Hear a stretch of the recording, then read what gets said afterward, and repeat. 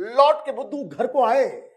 आज हिंदुस्तान में अचानक से अमेरिकन एम्बेसडर को हिंदुस्तान से प्रेम जागृत हो रहा है। डोनाल्ड ट्रंप ये बता रहे हैं कि मोदी हमारे सबसे परम मित्र हैं और ये कहा जा रहा है अमेरिका के द्वारा, ट्रंप प्रशासन के द्वारा, कि हिंदुस्तान से बेहतर तो कोई दोस्त ही नहीं है।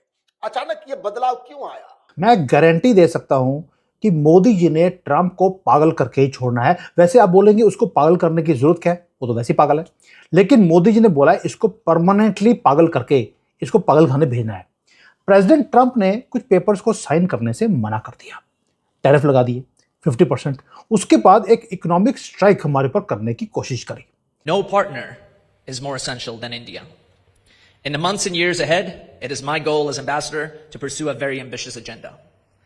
We will do this as true strategic partners, each bringing strength, respect, and leadership to the table. Sir आप मुझे ये बताइए सबसे पहले तो कि ये मोदी जी जो हैं ये कॉल क्यों नहीं कर रहे हैं ट्रंप को? ट्रंप इतना परेशान है और क्या लग रहा है आपको, भारत कोई टफ टाइम दे रहा है ये उसको रिस्पांस ना करके ट्रंप को? वाशिंगटन से ये सूदिंग वर्ड्स सुनने के लिए आते हैं कि real friends can disagree, India is essential, actively engage on trade.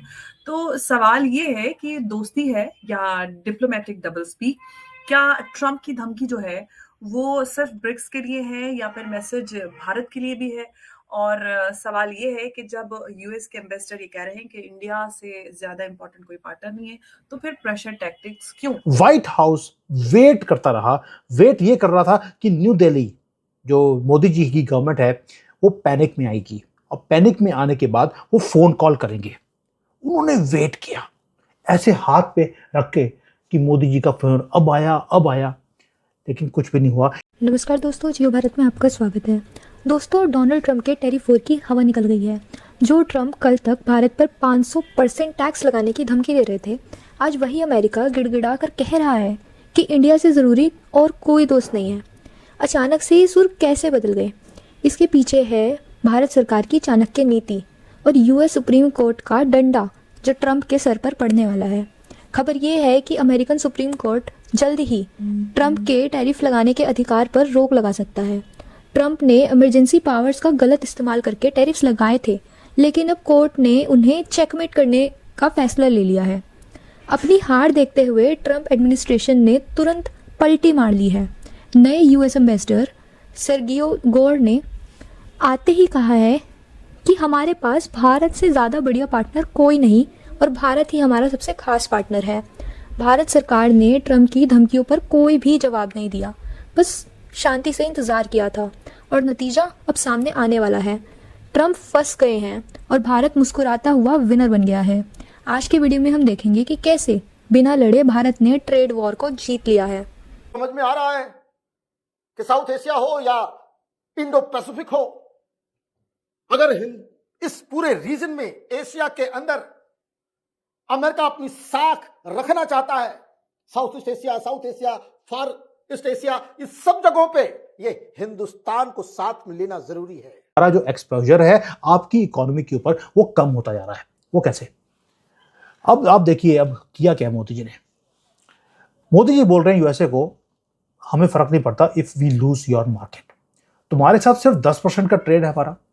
हमने क्या किया, हमने और नई स्ट्रैटेजीज बनानी शुरू कर दी।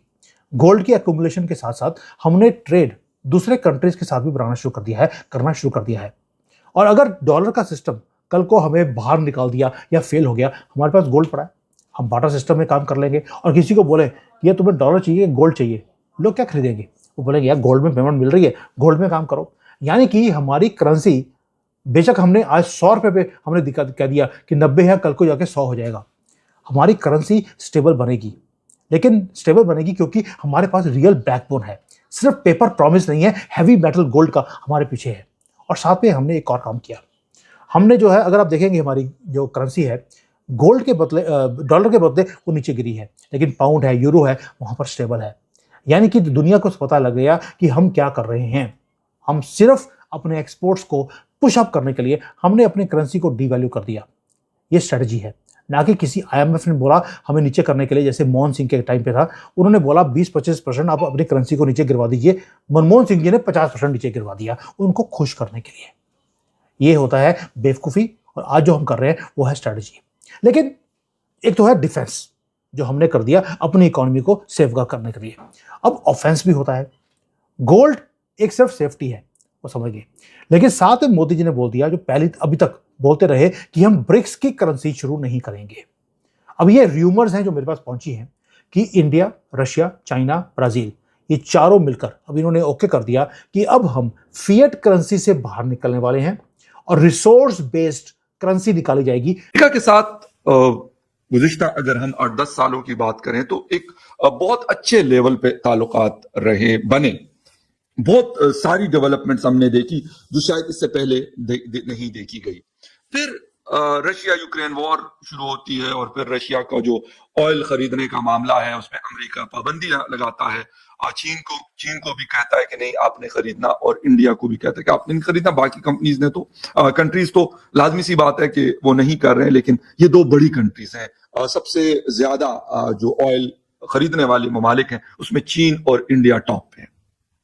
अच्छा, मामला ऐसे लगता है कि आज से अगर 2 साल पहले हम देखें तो डॉक्टर जयशंकर ने यूरोप में कहा कि भाई हम रशिया से तेल खरीदें या कुछ हम उनसे और खरीदें, ये आपका मामला नहीं है, क्योंकि आप अपने फायदे और इंटरेस्ट के लिए वो सब कुछ करते हैं जिसमें आपको अपना फायदा या आपके अपने मुल्क का फायदा नजर आता है।